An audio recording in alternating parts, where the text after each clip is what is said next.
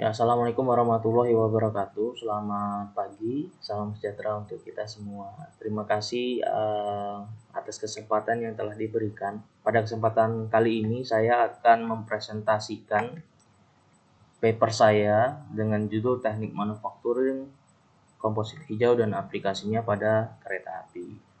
Sebelumnya, saya ucapkan terima kasih kepada dosen pembimbing atau dosen pengampu mata pelajaran proses manufaktur, yaitu Bapak Hadi Pranoto, STMP PhD, yang telah membimbing saya sehingga paper ini bisa saya kerjakan dan juga bisa selesai pada tepat waktu. Oke, mungkin kita langsung saja masuk ke pembahasan. Baik, di sini research background dari paper saya.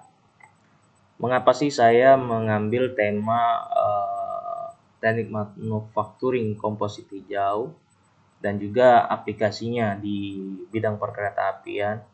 Nah, bisa kita lihat di sini di gambar pertama ini saya mendapatkan sumber referensi dari podcast ke-14 dari Macarum, yang dimana di sini mereka berdiskusi dengan karyawan PT Inka Persero terkait produksi dari kereta api di PT Inka. Nah, di sini bisa kita lihat bahwasannya komposit itu merupakan bagian dari next development dari PT Inka tersebut, di mana sebelum-sebelumnya mereka menggunakan berbagai macam material seperti mild steel, semi stainless steel, kemudian light carbody, kemudian aluminium, dan juga di sini komposit sebagai next development daripada mereka. Kemudian di gambar kedua bisa kita lihat di sini ada yang namanya inspection lorry di PPI Madiun, di mana inspection lorry ini menggunakan serat karbon dan serat nilon. Kemudian di gambar ketiga ada BMC insulator, di mana BMC insulator ini menggunakan serat kaca. Nah, bisa kita lihat serat karbon dan serat nilon serta serat kaca itu merupakan serat sintetis. Dan serat sintetis ini sudah common lah, sudah umum digunakan. Namun kelemahannya memang serat sintetis ini tidak biodegradable begitu, tidak ramah lingkungan. Nah, disinilah kita mencoba mencari peluang bagaimana sih serat alami ataupun komposit alami ini bisa menjadi substitusi dari serat sintetis yang digunakan di berbagai macam aplikasi di perkeretaapian. Nah, bisa kita lihat memang serat alami ini tentunya berasal dari serat-serat alami ataupun dari berbagai macam tumbuhan di alam ini begitu. Nah, bisa kita lihat daripada banyak sekali sampah-sampah yang dihasilkan dari serat-serat tumbuhan maupun serat alam yang ada saat ini, daripada dibuang mending kita manfaatkan untuk menjadi komposit alami yang bermanfaat begitu, khususnya di bidang perkeretaapian. Oke. Berikut tujuan dan manfaat dari paper ini ataupun dari review ini, terutama untuk komposit hijau itu sendiri. Kenapa sih komposit hijau itu, apa sih manfaatnya begitu?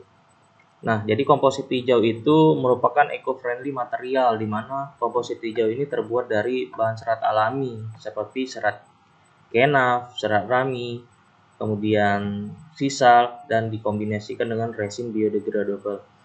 Bahan ini terbarukan dan berkelanjutan sehingga mengurangi ketergantungan pada produk berbahan minyak bumi dan dapat didaur ulang. Nah, ini inline dengan apa yang sudah saya sampaikan tadi sebelumnya, bahwasannya memang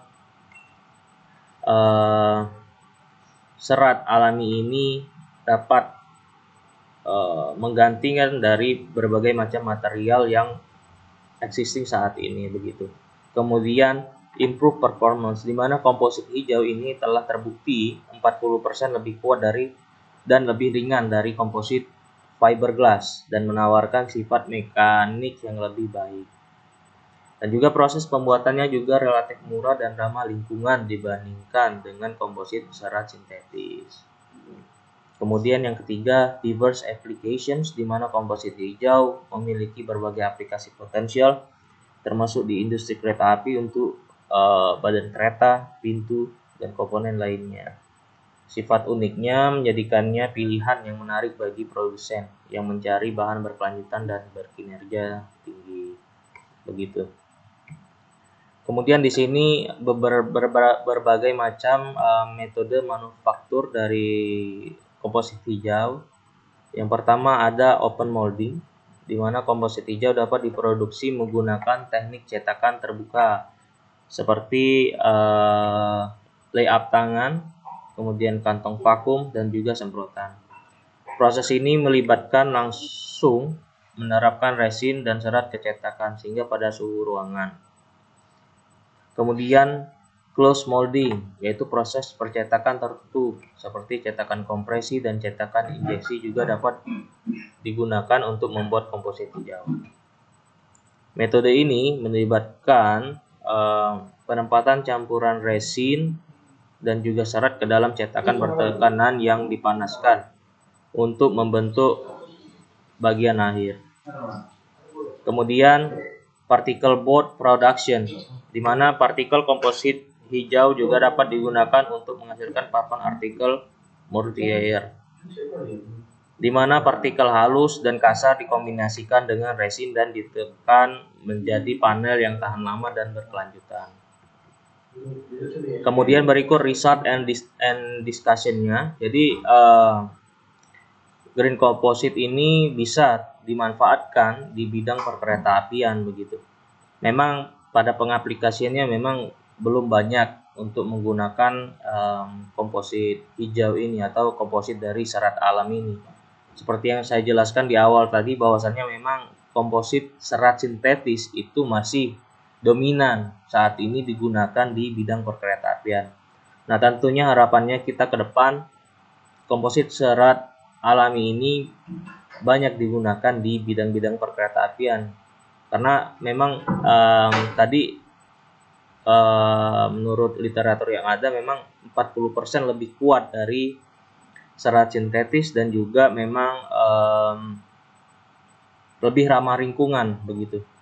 Nah, kemudian kita bisa lihat ini ada berbagai macam pengaplikasi ini. Yang pertama itu di train bodies atau di bodi kereta, bahwa bahan komposit ini semakin banyak digunakan untuk memproduksi badan kereta, memberikan alternatif ringan dan tahan lama untuk bahan tradisional.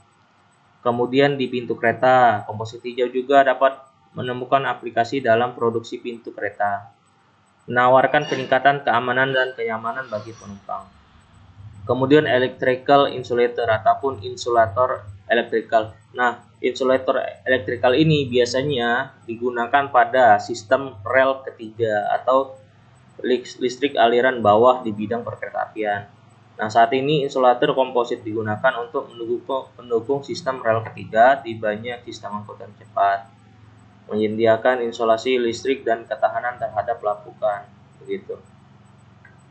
Kemudian sustainable solution, di mana penggunaan komposit hijau di kereta api merupakan pergeseran ke arah bahan dan metode produksi yang lebih ramah lingkungan di dunia industri.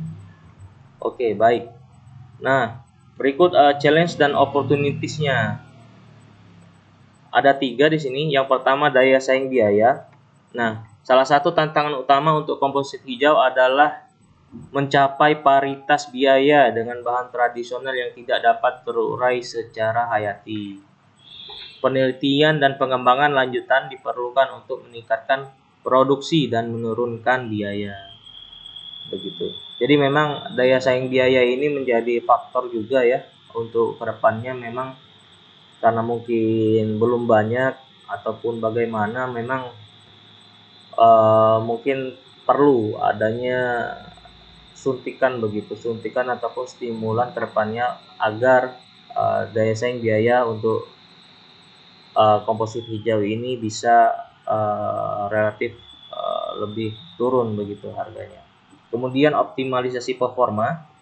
Di sini meningkatkan sifat mekanik dan daya tahan komposit hijau juga penting untuk memperluas aplikasinya. Kemudian mengoptimalkan perawatan serat, kemudian formulasi resin dan proses manufaktur dapat meningkatkan kinerja. Nah, memang untuk pengembangan ini kan memang perlu berbagai macam kali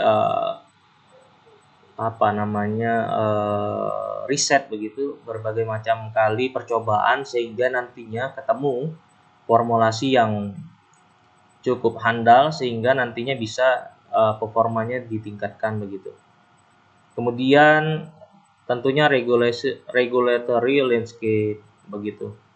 Nah, hal ini bergantung pada aturan-aturan yang ada begitu. Nah, ketika peraturan lingkungan menjadi lebih ketat, tentunya permintaan akan bahan ramah lingkungan yang berkelanjutan seperti komposit hijau diperkirakan akan tumbuh. Nah, menavigasi landscape peraturan yang berkembang ini menghadirkan tantangan dan peluang. Nah, hal ini juga perlu kita perhatikan karena memang untuk hal ini perlu adanya kesinambungan antara regulator dan juga aplikator begitu. Sehingga nantinya akan tercipta suatu harmonisasi yang tentunya akan sangat bermanfaat ke depannya untuk perkembangan dari material komposit hijau ini. Karena memang material komposit hijau ini terbuat dari bahan-bahan alami yang tentunya memang harus kita perhatikan juga ya untuk kedepannya begitu. Nah, berikut ini the future of green composite atau masa depan dari green composite atau komposit hijau. Yang pertama itu renewable resources, di mana komposit hijau menawarkan alternatif yang berkelanjutan untuk komposit tradisional dengan memanfaatkan serat dan resin alami yang terbarukan dan dapat terurai secara hayati. Kemudian beragam aplikasi. Kemudian sifat unik ini membuatnya cocok untuk berbagai aplikasi termasuk industri kereta api, otomotif dan juga konsumsi. Kemudian manfaat lingkungan. Penggunaan komposit hijau dapat membantu mengurangi ketergantungan pada bahan berbasis minyak bumi, menurunkan emisi karbon, dan mempromosikan ekonomi yang sirkuler. Kemudian inovasi yang berkelanjutan. Nah, peneliti dan pengembangan yang sedang berlangsung dalam bahan komposit hijau, proses manufaktur dan aplikasi akan sangat penting untuk mendorong adopsi luas mereka. Jadi untuk conclusion ataupun kesimpulannya, komposit hijau terbuat dari serat alami dan resin biodegradable, menawarkan alternatif berkelanjutan untuk komposit tradisional. Serat alami seperti serat kenaf, rami, dan sisa memberikan sifat unik dan tersedia secara luas secara global.